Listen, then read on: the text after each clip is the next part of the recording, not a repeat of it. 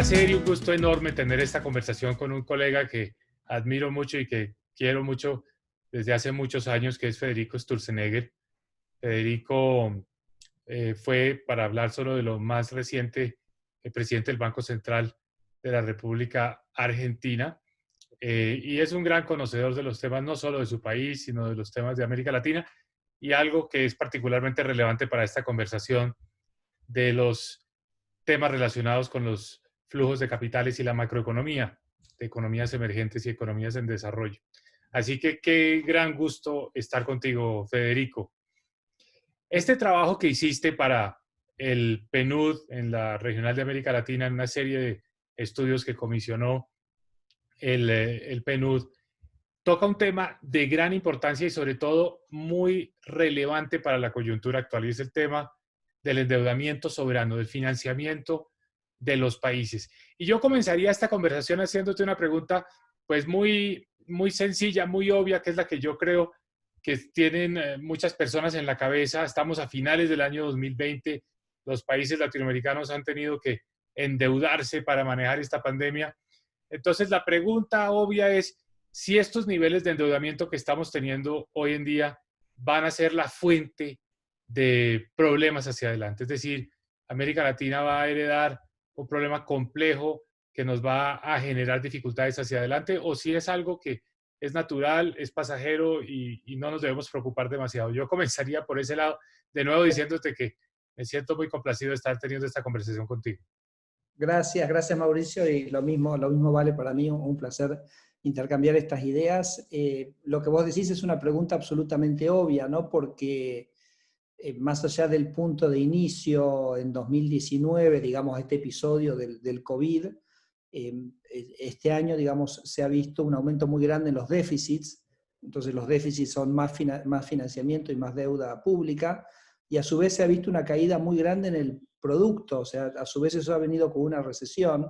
Entonces cuando uno piensa en la sustentabilidad de la deuda, piensa en las dos cosas, ¿no? O sea, lo que adiciona la deuda, y es más en este momento, y a su vez lo que sostiene la posibilidad de pagar la deuda, que es el producto, que es lo que define eventualmente los impuestos que pueda cobrar un gobierno y con los que pueda hacer frente a los pagos, ¿no? Y las dos cosas se deterioraron. Entonces me parece como bastante natural preguntarse si este episodio, que todavía no termina, veremos ahora con las vacunas, claramente el panorama pasa a ser un poco diferente, pero este episodio que ha durado bastantes meses, cómo nos deja a nosotros parados, ¿no?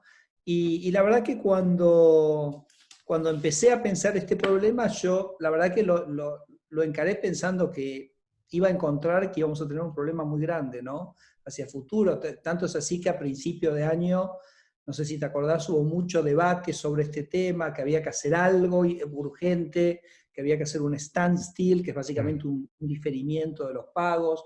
Algunos, los más usados, dijeron, no, hay que directamente hacer una reestructuración generalizada de las deudas, porque nada, el problema lo vamos a tener más adelante, entonces anticipémonos y es más serio. Entonces la verdad que yo entré digamos, a analizar este problema un poco con ese espíritu, digamos, en mente, ¿no? O sea, pensando que eso era lo que iba, en realidad, que demostrar que efectivamente íbamos a un problema serio.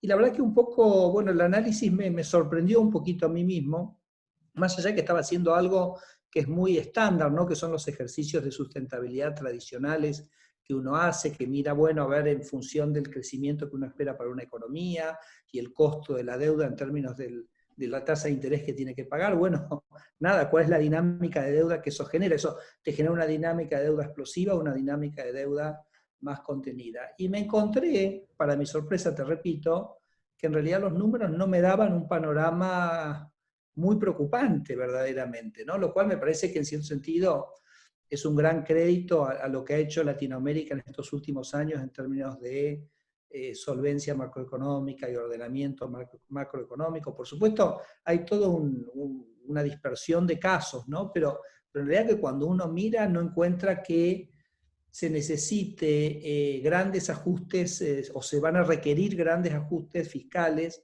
en los próximos años para enfrentar la situación de deuda que uno hace. Yo en el paper básicamente hago un análisis, digamos, me pongo primero en el 2019, después me pongo a fines del año 2021, del 2021, usando las proyecciones del WIO, entonces digo, bueno, ¿cuánto va a haber crecido la economía hasta el 2021? ¿Cuánto van a haber sido los déficits que vimos hasta el 2021? Entonces puedes computar cuánto es la deuda a fin del 2021. Después, obviamente, te tenés que preguntar, bueno, y a partir de ese momento, ¿cuál va a ser el crecimiento? A partir de ese momento, ¿cuál va a ser la tasa de interés? Entonces, nada, uno usa como ciertos supuestos y ciertos escenarios, y lo que yo encuentro ahí es, por ejemplo, que, para darte una idea, dentro del conjunto de los países latinoamericanos, solo 8 países necesitarían un ajuste fiscal de más del 1% relativo a la situación fiscal que tenían en el año 2019, ¿no? Que podríamos decir es como el último año normal. Y yo me esperaba encontrar un número mucho más grande. O sea que Así el es. número, ¿no? Que íbamos a tener que hacer un esfuerzo mucho más Es grande. que lo que estás diciendo es tremendamente importante y es una idea muy potente porque es cierto, a comienzos de este año, incluso hasta hace relativamente poco, muchos analistas, muchos observadores, incluso funcionarios de los organismos multilaterales, trabajaban como bajo el supuesto, y casi que se convirtió en la sabiduría convencional, de que íbamos camino a una crisis de la deuda si no hacíamos algo, y ese algo es pues unas reestructuraciones, unas quitas, en fin, buscar unos mecanismos de alivio, que por cierto fueron necesarios para los países más pobres del mundo en el momento de entrar a esta crisis, para que tuvieran capacidad de financiarse, dejaron de pagar, digamos, sus obligaciones para poder tener los recursos para administrar el COVID, pero no era la situación de América Latina, indiscutiblemente no era la situación de nuestra región. Pero sí se creó un poco esa sensación de que eventualmente se tendría que hablar de reestructuraciones. De hecho, creo que hubo una conferencia organizada por las Naciones Unidas para plantear ese tema y algunos presidentes latinoamericanos hablaron de eso. Pero lo que tú dices genera algo que entre los economistas no es común y que al mismo tiempo le debemos poner su signo de interrogación, y es algo de tranquilidad. Es decir, mire, lo que hizo América Latina, que aumentó su deuda unos 15 puntos del PIB en promedio en los países latinoamericanos, pues no nos pone al borde de una crisis, no nos pone en una situación, digamos, que sea insostenible. Se requerirá algo de incremento en el superávit primario, pero son cifras manejables. Ahora, como todo es susceptible de salir mal, también hay que decir que esto es sobre la base de lo que vemos en el 2020, pero si el nivel de financiamiento se sigue aumentando en los próximos años, pues naturalmente el análisis va a cambiar. Pero si uno pudiera decir que el No, choque y la respuesta termina en el 2020, pues podemos tener la tranquilidad de que bajo las conclusiones de tu estudio, pues son deudas que sí van a requerir un esfuerzo para ser pagadas, pero no es un esfuerzo descomunal.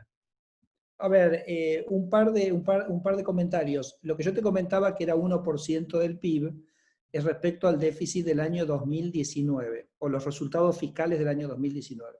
Si los mirás respecto a los resultados fiscales de 2021, porque subió mucho el déficit en el 2020, bajó, pero se mantiene alto en el 2021, ahí hay todavía un esfuerzo para hacer. En realidad ese número es 1.6 del PIB, es el esfuerzo promedio para Latinoamérica, que no es menor. Entonces lo que digo es, tampoco tomemos este resultado como, diríamos acá en Argentina, un viva la pepa, y que porque los argentinos somos bastante conocidos por tomar ese approach. Entonces, no. Entonces, todavía falta trabajo para hacer. Simplemente lo que no era saliendo, digamos, un poco de los grandes déficits del COVID, que uno espera, digamos, que a medida que la economía se normaliza, también eso de por sí ayuda a reducir esos déficits, ¿no? Un tema, te diría dos temas que para mí han sido bastante centrales, que también explican un poco este resultado, es que esta crisis del COVID, si tú te acuerdas, al principio del año 2020, se produjo en un momento un reflujo de capitales impresionante.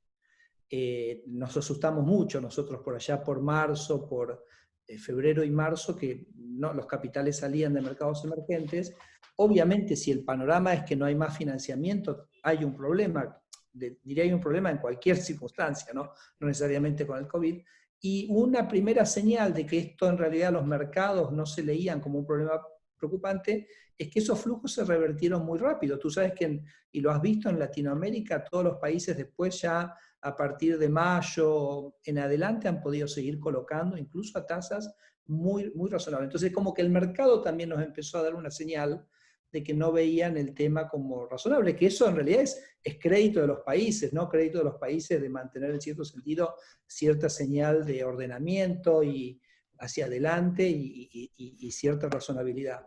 Y el otro punto que está totalmente relacionado es que también ha tocado la crisis en un contexto de muy bajas tasas de interés.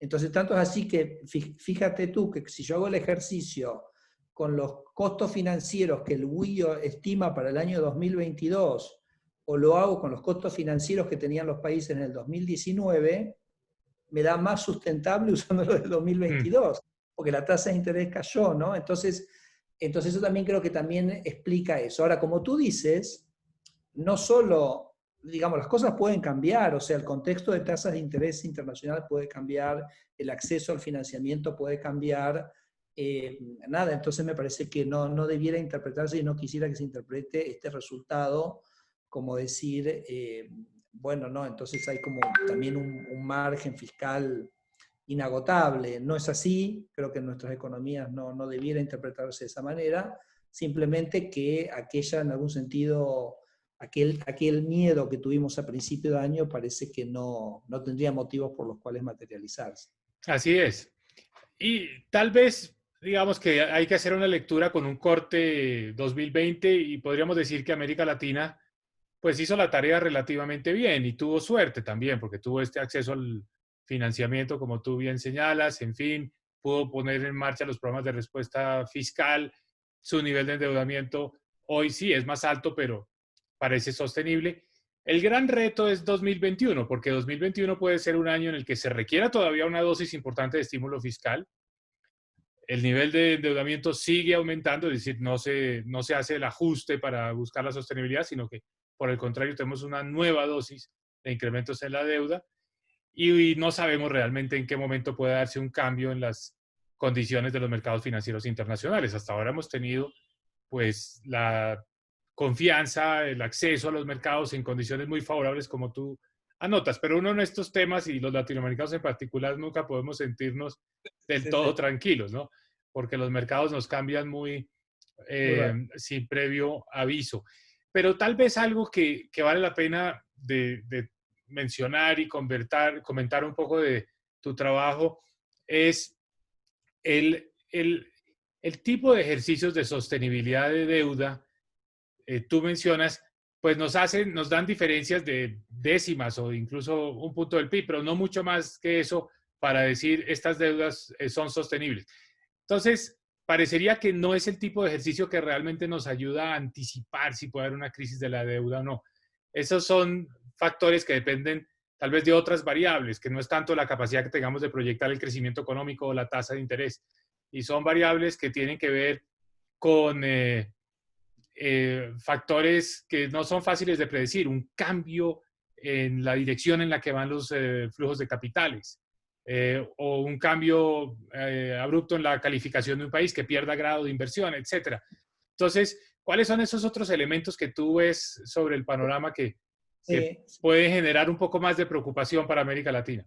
No, yo diría que el central es el resultado fiscal, porque los ejercicios de sustentabilidad lo que tienen es tienen una tasa de interés que es como el componente de crecimiento, si tú quieres, autónomo de la deuda, y tienes el crecimiento del PBI, que es como un poco un elemento, si se quiere, de dilución de la deuda, porque cuanto más crece el PBI, esa deuda como que pesa menos, ¿no?, respecto al PBI.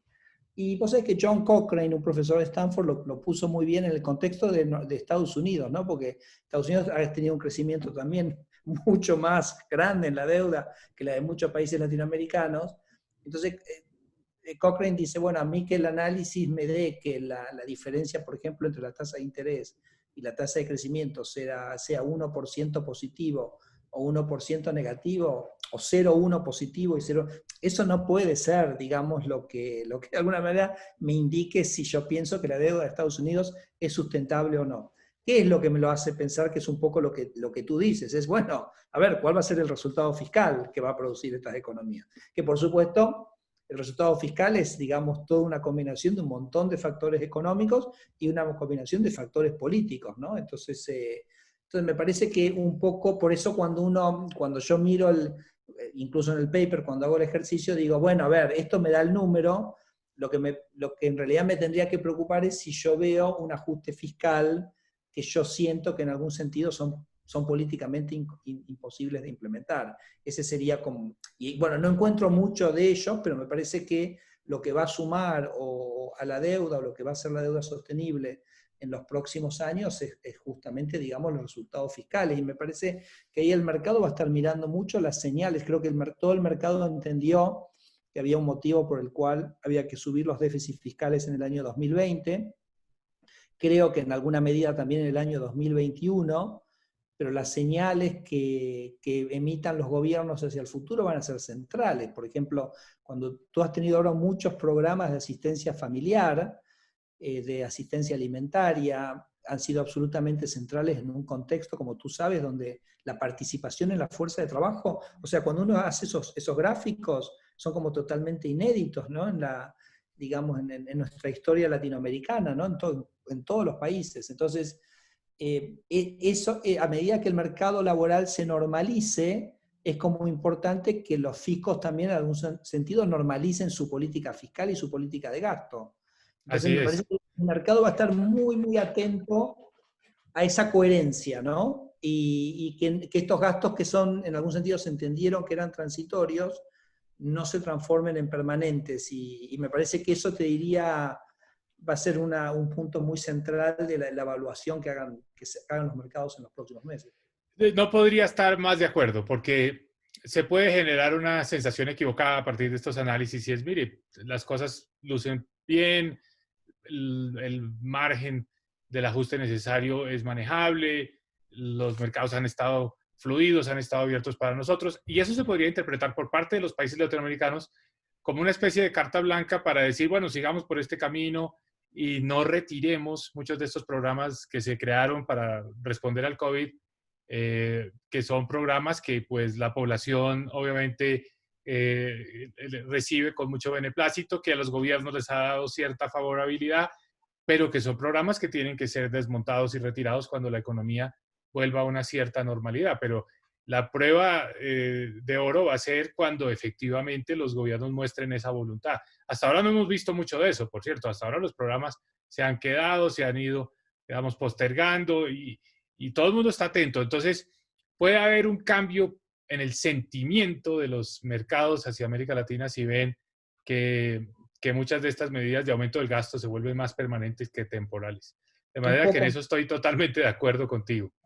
no para, digamos, abonar la teoría esta de la irresponsabilidad posible. Mm, El análisis que nosotros hacemos es a fines del 2021, o sea, es tomando en cuenta lo que se anticipa que van a ser los déficits del año 2021. Pero, digamos, o sea, aún con lo que hoy se anticipa que va a ser el 2021, la cosa pareciera que sigue estando dentro de un margen de posible maniobra, ujú. pero me parece que nada, me parece que va a estar todo el mundo muy atento sobre la segunda mitad de este año, de cómo se van perfilando los presupuestos y las expectativas fiscales para el año que viene.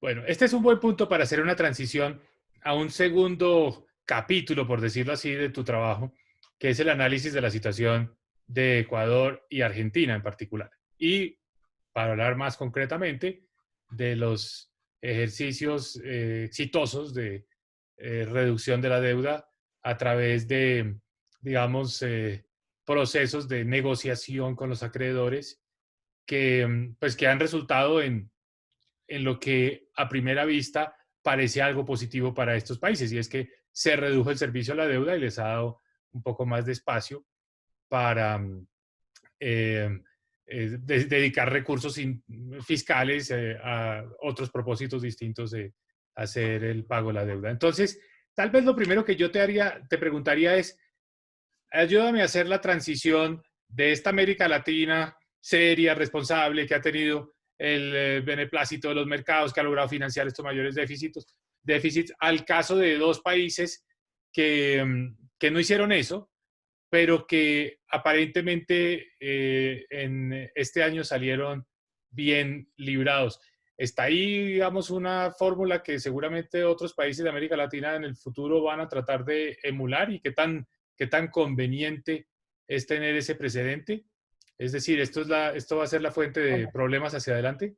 Bueno, excelente. Por un lado, tú sabes que en el manejo de las reestructuraciones de la deuda es un debate que venimos llevando hace muchísimo tiempo, que tuvo quizás un momento muy importante por allá por el año 2001, poco después de la crisis rusa, la crisis turca, la crisis argentina del 2001, y había dos enfoques, ¿no? El enfoque, si se quiere, que empujaba Anne Kruger, que era básicamente el armar como en alguna suerte de corte internacional para la reestructuración de las deudas soberanas, un poco asimilando el concepto al de un juez en una jurisdicción que de alguna manera renegocia una deuda corporativa.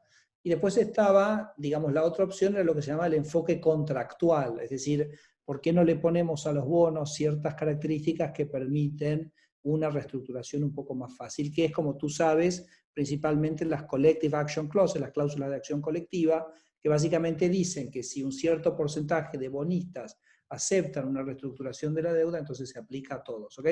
Podríamos hablar horas un poco, digamos, del origen de eso, porque eso no estaba en la ley de Nueva York, etcétera, pero no tenemos tiempo. Entonces, la verdad que la puja esa intelectual la ganó el enfoque contractual. O sea, lo de Anne Kruger nunca se implementó, los países no querían ir, digamos, a una cosa sin estar, digamos, ya, digamos, con una situación inminente, entonces no nos servía a los fines preventivos, bueno, entonces fue por la línea contractual.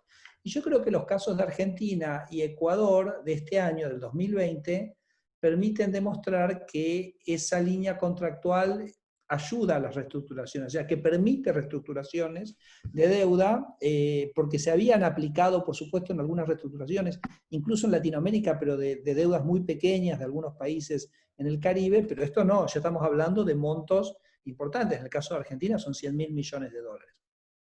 Con quitas muy grandes, en el orden del 45%, y con una participación que está prácticamente en el 100%. Entonces, yo diría que desde el punto de vista de la, digamos, si se pretendía probar si el camino contractual permitía reestructuraciones voluntarias, voluminosas, con quitas importantes, podríamos decir que el 2020 y estas dos reestructuraciones le confieren un rotundo sí como respuesta a esas palabras. Ahora, dicho eso, uno tendría que preguntarse, bueno, pero ¿eso es bueno para el país o no es bueno para el país? Sería una pregunta que uno podría hacer. Y después la otra pregunta que vos insinuaste, si eso en algún sentido es bueno tener ese precedente o no, porque también hago simplemente un pie de página sobre esto último. Si es muy fácil hacer una reestructuración de la deuda, aún en contextos no muy complicados, entonces, bueno, eso el mercado lo va a tener que grabar antes, ¿no? O sea, va a decir, bueno, existe la posibilidad de que estas reestructuraciones, si ahora son muy fáciles, entonces cabe la pregunta sobre si estas reestructuraciones de Argentina y Ecuador no terminarán encareciendo el financiamiento a otros países por haber demostrado que una reestructuración de la deuda fuerte, con quitas importantes, se puede implementar y aplica a todos los. Entonces yo creo que esa es una pregunta nada, que no tenemos la respuesta hoy, me parece que es muy prematuro, pero cabe la pregunta. Ahora, en el paper yo hago otro análisis que me parece que es, déjame decirte, me parece que es bastante novedoso, porque yo en tema de deuda vengo trabajando hace muchos años y nunca lo había escuchado, que es decir, bueno, cuando uno hace este análisis de las quitas de la deuda y es exitosa, decimos, bueno, es muy exitosa para el gobierno, sí, sin duda alguna, para la restricción presupuestaria del gobierno. Ahora, ¿es exitosa para el país o no? El Porque concepto de la riqueza privada. claro, pero déjame darte un ejemplo. Imagínate que toda la deuda fuera del sector de residentes del país. Por ejemplo, vamos a hacer el caso puntual de Argentina, que toda la deuda la tuvieran residentes argentinos.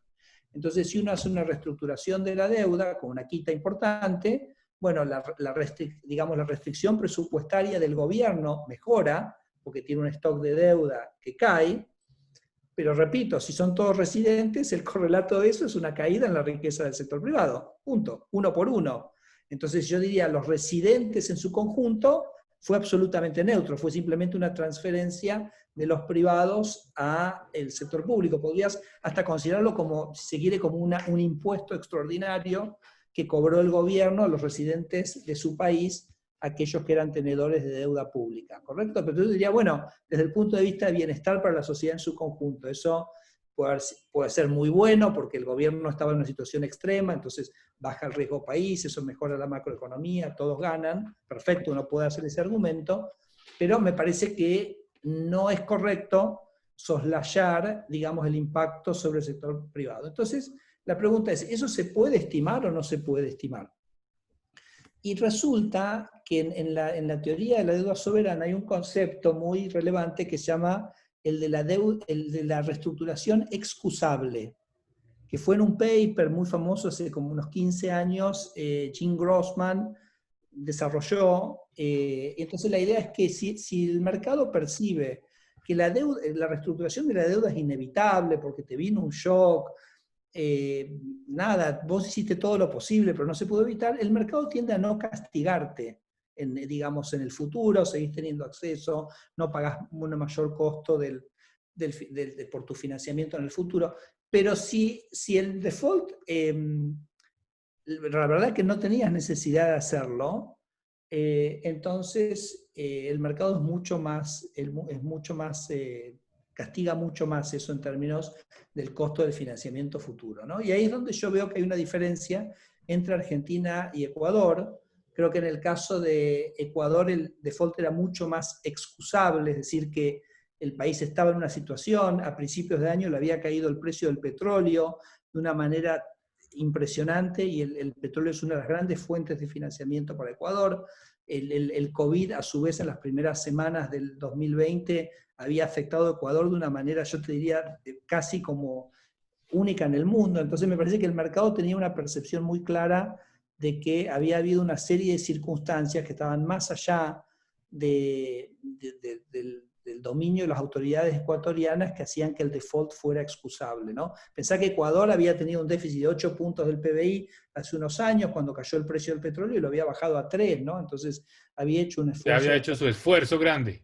había un esfuerzo muy grande. Ahora, en el caso de Argentina, si tú miras la deuda que se reestructuró, es 40 puntos del PIB, y esa deuda pagaba una tasa de interés de aproximadamente entre el 5 y el 5,5% de interés. Vos me dirás, ¿cómo es que Argentina pagaba una tasa de interés promedio tan baja con la historia que tiene? Bueno, porque mucha de esa deuda ya era reestructurada de una reestructuración del año 2005, entonces tenía muy bajas tasas de interés. Mucha de esa deuda era con organismos multilaterales, incluyendo el reciente programa con el Fondo Monetario, también con una tasa de interés muy baja.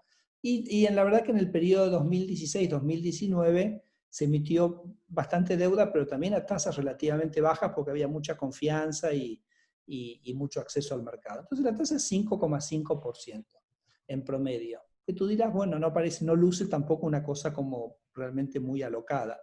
Ahora, ¿cuál es la tasa de crecimiento del PBI de Argentina en dólares?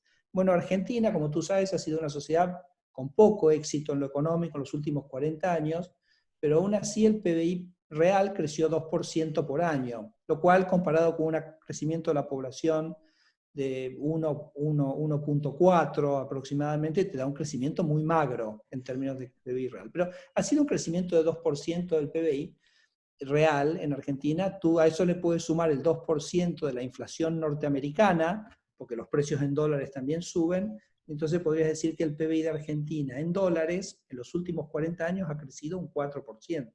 Entonces Argentina se encuentra pagando una tasa del 5,5% con un crecimiento, si se quiere, en dólares del 4%, no requiere un gran, digamos, esfuerzo fiscal para hacer que esos 40 puntos del PBI sean sustentables, ¿no? Entonces, en realidad era como que el esfuerzo fiscal que se le requería al gobierno que entraba a fines del 2019 era muy pequeño, y entonces en ese contexto yo creo que el mercado esto lo entendía perfectamente, por eso inicialmente se acercan al gobierno ofreciendo, si se quiere, una extensión de pagos, yo diría la uruguaya, es decir, como roleando todo Sí. 5 años a las tasas que más o menos se estaban pagando, porque la idea era que Argentina no tenía un problema verdaderamente de solvencia, sino más de liquidez. De liquidez en este año. Claro, por el análisis que te estoy haciendo, ¿no? Y Y por eso entonces, dices tú que eres menos justificable en la categoría de Grossman. entonces, en la categoría de Grossman es menos justificable, entonces eso impacta, si se quiere, digamos, en la tasa de descuento de los activos argentinos, ¿no? No solo de los bonos argentinos, porque el mercado te castiga y no los quiere, y desconfía, pero eso obviamente es como un efecto, si se quiere, digamos que se extiende al resto de los activos de una economía. Entonces yo en el paper trato de hacer una estimación, mirando un poco el cambio en la tasa de los bonos antes, digamos, de que se percibiera que iba a haber una reestructuración, a después de la reestructuración, y entonces ahí se ve un crecimiento muy significativo en la tasa de descuento, y si uno le aplicara eso al valor de los activos argentinos, de la riqueza privada, podríamos llamarlo de esa manera, uno encuentra claro que el número es de muchas órdenes de magnitud superior al ahorro que uno obtiene con la reestructuración de la deuda. Te digo los números para Argentina. Yo te decía, Argentina reestructuró 100.000 millones de dólares con una quita del 45%. Entonces podría decir, bueno, el gobierno ahorró 45 mil mil millones millones de de dólares. dólares. Sí. Es un gran éxito, ¿ok? Es un gran éxito, es un gran número. Yo te digo, la mitad de eso, no hay datos sobre esto, pero la mitad de eso probablemente esté en manos de argentinos, con lo cual para los residentes hubo un ahorro en realidad de la mitad de eso, ¿no? De los no 45, sino 22.500 millones aproximadamente. Y el efecto sobre la riqueza privada yo la estimo básicamente entre 90.000 y 150.000 millones de dólares, digamos lo que es la caída en el valor de la riqueza. Entonces me parece, lo No que es digo tan es buen negocio como parece a primera vista. y me parece además que es algo que estaría muy bien que se incorpore en las evaluaciones de reestructuraciones de deuda futuro. A mí me pareció como muy natural hacerlo, Interesante.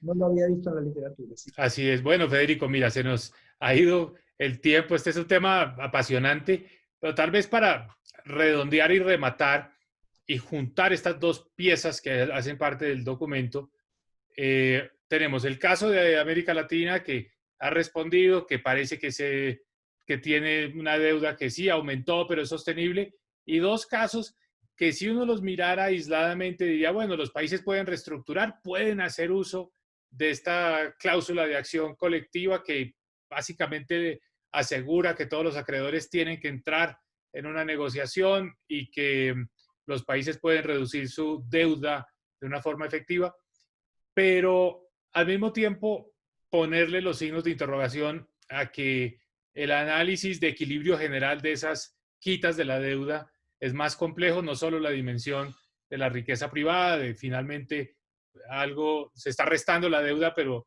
también puede haber una pérdida de activos por parte de otros actores, incluyo entre ellos algunos actores nacionales, pero también es un hecho que los países que entran en estos procesos eh, pierden acceso en las mismas condiciones que tienen los demás países a los mercados financieros. Y ese acceso en coyunturas como esta es valiosísimo. Un buen ejemplo que a mí siempre me parece interesante poner sobre la mesa es Brasil, porque a veces se compara Argentina con los países, digamos, que han tenido políticas macroeconómicas de mayor, digamos, estabilidad, de baja inflación, etcétera, de bajo déficit fiscal, como es Chile, Perú, en fin. Pero es interesante compararlo con Brasil, un país que tiene un déficit fiscal muy grande, una deuda gigantesca, casi llegando este año a 100% del PIB, y a pesar de eso fue capaz de hacer un programa de choque fiscal este año, tal vez el más grande de América Latina, casi 12 puntos del PIB. Entonces, eso es por tener acceso a los mercados. No lo hubiera podido hacer si no hubiera tenido ese acceso o si hubiera recientemente estado en una situación como la de Argentina renegociando la deuda. Entonces, las renegociaciones de la deuda en todo caso tienen sus costos.